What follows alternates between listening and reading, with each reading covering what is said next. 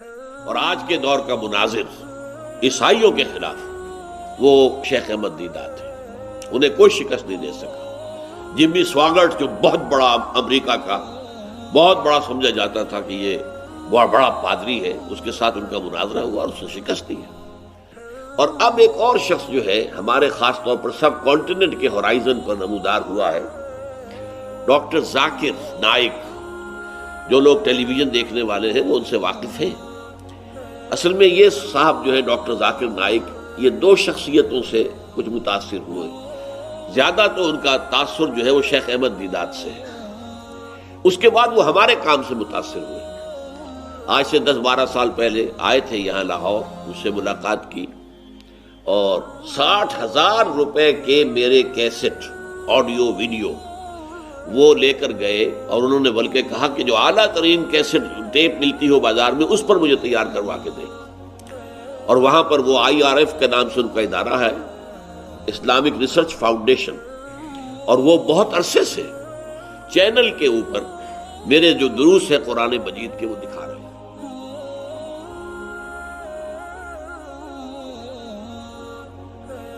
ہمارے ہاں ایک لفظ ہے مناظرہ۔ مسلمان علماء کے مناظرے ہوئے ہیں عیسائیوں کے ساتھ۔ پادری فینڈر نے آ کر مسلمانوں کو ہندوستان میں بڑا پریشان کر دیا تھا۔ ایک جرمن پادری تھا، اور جب انگریز جو ہے ہندوستان میں قابض ہوتا ہوا پہنچ گیا، پورے ہندوستان پر تقریباً اس کا قبضہ ہو گیا، تو آگے آگے یہ عیسائی فوجیں آ رہی تھیں، پیچھے پیچھے ان کے مشنریز آ رہے تھے کہ اب جو یہ مغلوب قوم ہے یہاں کی اور جو لوگ مفتوح ہیں تو ان کو ہم عیسائی بنا لیں۔ مروب تو ہے، جب مغلوب ہو گئے تو مرعوب ہو گئے، لہذا یہ موقع ہے، ابھی جو ہے لوہا گرم ہے، چوٹ لگائیں۔ تو پادری فینڈر آیا اور اس نے سب سے پہلے کلکتے میں علماء کو چیلنج کیا کہ آؤ مجھ سے مناظرہ کرو، آیا عیسائیت درست مذہب ہے یا اسلام درست مذہب ہے؟ علماء کو شکست دی، اس لیے کہ وہ تو قرآن اور عربی اور حدیث پڑھ کر آیا تھا۔ پھر وہاں سے وہ چلتا ہوا آیا بہار اور یوپی سے، اور ہر بڑے شہر میں اس نے مسلمان علماء کو شکست دی۔ اس کے بعد وہ دہلی پہنچ گیا، اور جو شاہ جہانی مسجد ہے دلی کی، جامع مسجد دہلی مرکز کے اندر شہر کے، وہاں اس کی سیڑھیاں بہت اونچی ہیں، جن لوگوں نے دیکھا ہوگا۔ یہ ہماری جو ہے بادشاہی مسجد، اس کی کرسی بلند نہیں ہے لیکن اس کی کرسی بہت اونچی ہے۔ اس پر ان سیڑھیوں پر کھڑے ہو کر اس نے کہا کہ مسلمانوں، میں وہاں سے چل کر یہاں آ گیا ہوں، اور کوئی عالم دین جو ہے مسلمان وہ میرا مقابلہ نہیں کر پایا، شکست دی ہے میں نے۔ اب میں پورے ہندوستان کے علماء کو چیلنج کرتا ہوں، کوئی ہے جو میرا مقابلہ کرے؟ اب دیکھیے، اگر اس وقت کوئی بھی میدان میں نہ آتا تو مسلمانان ہند کے عوام پر کیا اثر پڑتا؟ ہمارا مولوی تو ہار گیا، یہ جیت گیا، ان کی فوجیں جو ہے انہوں نے ہمیں شکست دے دی، اور ان کے مولویوں نے ہمارے مولویوں کو شکست دے دی۔ تو کتنے بڑے پیمانے پر ماس کنورشن ہو جاتا مسلمانوں کا عیسائیت کی طرف۔ لیکن اللہ تعالیٰ کی رحمت جو ہے اس کو ظاہر ہوئی۔ مولانا رحمت اللہ کیرانوی، کیرانہ، یہ ضلع مظفر نگر جو ہے یوپی کا، اس کا ایک قصبہ ہے کیرانہ، وہ ابھر کر سامنے آ گئے۔ رحمت اللہ کیرانوی رحمت اللہ علیہ، انہوں نے مقابلہ کیا، اسے شکست دی، اس لیے کہ ان کے چند معتقد انگلینڈ میں بیٹھے ہوئے تھے، اور انہوں نے وہاں سے بائبل کے اس مطالعے کے حوالے سے انہیں بہت مواد فراہم کیا، اور اس طریقے سے وہ جب بائبل کے حوالے دے کر گفتگو کی تو پادری فینڈر بھاگ گئے۔ لیکن یہاں میں نے اصل میں بتایا آپ کو مناظرے کی اہمیت کیا ہے، کہ اگر وہاں شکست کھا گئے ہوتے اور کوئی مسلمان عالم نہ ابھرتا تو ماس کنورشن ہو سکتی تھی مسلمانوں نے ہند کی کرسچینٹی کی طرف۔ اچھا، یہ مناظرہ جسے ہم کہتے ہیں، یہ مجادلہ سے کہاں مختلف ہے؟ مجادلہ ہے دعوت کے لیے، بلانے کے لیے، اس میں نرمی ہوگی، اس میں مخالف جو ہے یا مخاطب کہنا چاہیے اس کے جذبات کا بھی لحاظ ہوگا، وہ آفینڈ نہ ہو جائے، اس کے اندر حکمت برتی جائے گی۔ لیکن مناظرہ یہ لفظ قرآن میں کہیں نہیں آیا ہے، اسی وقت ان پر باب مفعلہ۔ مناظرے میں یہ پہلو نہیں ہوتا، بلکہ اسے شکست دینی ہے، اسے چپ کر دینا ہے، بس یہ ہے۔ مناظرے کی اصل روح یہ ہے، لہذا اس میں سختی بھی ہے، کرختگی بھی ہے، حملہ آور ہونے کا انداز، جارحیت کا انداز۔ آج کے دور میں ایسی ایک شخصیت جو ہے بہت نمایاں شیخ احمد دیدات کی ہے۔ اب تو وہ بہت بیمار ہیں، لیکن یہ ہے کہ انہوں نے واقعہ یہ ہے کہ عالم عیسائیت کے جو ہے پرچے اڑا دیے، ان کے مراکز میں جا کر جو ہے انہوں نے مناظرے کیے ہیں اور بڑے بڑے ان کے جو پادری سمجھے جاتے ہیں ان کو شکست دی۔ اس کی وجہ کیا ہے؟ پوری بائبل ہسٹری جو ہے ان کی انگلیوں پر ہے، ٹپس آف دی فنگرز کے اوپر ہے، کہ بائبل کیسے کیسے بدلی ہے، کیسے ترمیمیں کی گئی ہیں، کیسے اس کو بدلا گیا ہے مختلف اوقات کے اندر۔ فلاں بائبل دیکھو، اس کا یہ صفحہ دیکھو، اس کے بعد یہ ہو گیا، اس کے بعد تو یہ تو ورڈ آف گاڈ ہے ہی نہیں، ثابت کرتے ہیں۔ ان کے کتاب میں چھپے ہوئے ہیں، اس Bible the word of God? جواب دیا کہ نہیں۔ قرآن میں بتاؤ ایسی کوئی ترمیم ہوئی ہو، ایسی کوئی تبدیلی ہوئی ہو؟ تو یہ ان کا مناظرے کا انداز تھا، اور اس میں پھر جارحیت کا انداز ہے۔ ظاہر بات ہے کہ مناظرے میں آپ کو بتا چکا ہوں، مجادلے کی روح مختلف ہے۔ مجادلے میں آپ اپنے مخالف کو یا مخاطب کو اپنی طرف مائل کرنا چاہتے ہیں، لانا چاہتے ہیں، اس کی کچھ دلجوئی بھی کریں گے، اس کو آگے بڑھائیں گے، تو نرمی بھی کریں گے، آپ اس کے اوپر یہ بھی ظاہر کریں گے کہ تمہاری باتیں مجھے تسلیم ہے، میں مانتا ہوں، یہ شے تو میرے اور تمہارے درمیان مشترک ہے، لیٹ اس گو اہیڈ۔ یہ ہے مجادلے کا انداز۔ اور مناظرے کا انداز میں نے آپ کو بتا دیا کہ انگریزوں کی ہندوستان میں آمد کے بعد سب سے بڑے مناظر جو تھے مولانا رحمۃ اللہ کیرانوی، یہ مکے میں مدفون ہیں، اس لیے کہ یہاں سے جب پادری فینڈر بھاگ گیا تھا تو پھر اس نے جا کر ترکی میں اڈا جمایا، وہاں بھی علماء کو شکست دی۔ تو مولانا رحمۃ اللہ کیرانوی گئے ہوئے تھے حج کے لیے، وہاں اس وقت تک خلافت کا نظام قائم تھا، وہ دارالخلافہ تھا ترکی، استنبول۔ تو وہاں کے معلوم ہوا خلیفہ کو یہ پادری جس نے ہمارا ناک میں دم کر دیا ہے، اس کو ہندوستان کے ایک مولوی نے شکست دی تھی، اور وہ مولوی حج کے لیے آیا ہوا ہے، لہذا پیغام ملا انہیں کہ آپ آئیے یہاں اور خدا کے لیے ہماری جان چھڑائیے اس پادری سے۔ چنانچہ جب وہ روانہ ہوئے ہیں اور اسے اطلاع ہو گئی کہ مولوی رحمت اللہ آ رہا، وہاں سے بھی بھاگ گیا، پھر انہوں نے حج کے بعد جو ہے وہی مکے میں سکونت اختیار کر لی۔ خلافت ترکی کا زمانہ تھا، ظاہر بات ہے جب ترکی اتنا دارالخلافہ جو ہے وہ اتنا ان کا ممنون ہوا تو انہیں کون سی چیز روک سکتی تھی؟ ان کے لیے تو حکومت کی بھی پھر سرپرستی تھی۔ مدرسہ سولتیہ جو مشہور ہے مکے کا، وہ انہی کا قائم کرتا ہے۔ ویسے اس کے لیے پیسے فراہم کیے تھے ایک متمول خاتون تھی بنگال کی، سولت بیگم، سولت آرا بیگم، یہ کچھ ایسا نام ان کا تھا۔ تو نام تو رکھا گیا اس کا مدرسہ سولتیہ، جس نے پیسے کنٹریبیوٹ کیے تھے، لیکن اصل میں اس کی سنگ بنیاد رکھنے والے اور وہاں پر ایک تعلیم کا نظام قائم کرنے والے مولوی رحمت اللہ کیرانوی تھے، اور وہ دفن بھی ہے، جنت البقیع میں نہیں دفن ہے، بلکہ مدرسہ سولتیہ ہی کے ایک حجرے کے اندر ان کی قبر ہے۔ میں گیا ہوں، میں نے زیارت بھی کی ہے۔ بہرحال یہ اصل میں موضوع ہو گیا تھا کس بات کا کہ مجادلہ اور مناظرہ میں فرق کیا ہے، اور آج کے دور کا مناظر عیسائیوں کے خلاف وہ شیخ احمد دیدات ہیں، انہیں کوئی شکست نہیں دے سکا۔ جمی سواگرٹ جو بہت بڑا امریکہ کا بہت بڑا سمجھا جاتا تھا کہ یہ بہت بڑا پادری ہے، اس کے ساتھ ان کا مناظرہ ہوا اور اسے شکست دی ہے، اور اسے بالآخر یہ گالی دینی پڑی کہ مولوی رحمت اللہ تو کی مثال تو وہ ہے جو قرآن مجید میں ہے کہ ایک گدھے کے اوپر کتابیں لدی ہوئی، اس کے اوپر تو پوری بائبلیں لدی ہوئی ہے، ساری کی ساری بائبلیں جو ہے وہ اسے یاد ہے۔ اب میں کیسے اس سے جھگڑوں؟ تاریخی حقائق ہے، فلاں بائبل نکالو، فلاں بائبل میں تو یہ لفظ یوں تھا، یہاں یہ کر دیا گیا، تبدیلی ہو گئی۔ اب اس وقت جو بائبل دنیا میں ہے وہ کنگ جیمز ورشن ہے، جیمز کے زمانے میں اس کا جو ایک آفیشل ورشن بنایا گیا تبدیلیوں کے بعد، اور اب پھر تبدیلی ہو رہی ہے، اس لیے کہ اللہ کے لیے چونکہ لفظ ہی آتا ہے، اور آج دنیا میں فیمنزم کی تحریک جو ہے وہ اسے گوارا کرنے کو تیار نہیں ہے۔ کیا خدا میل ہے؟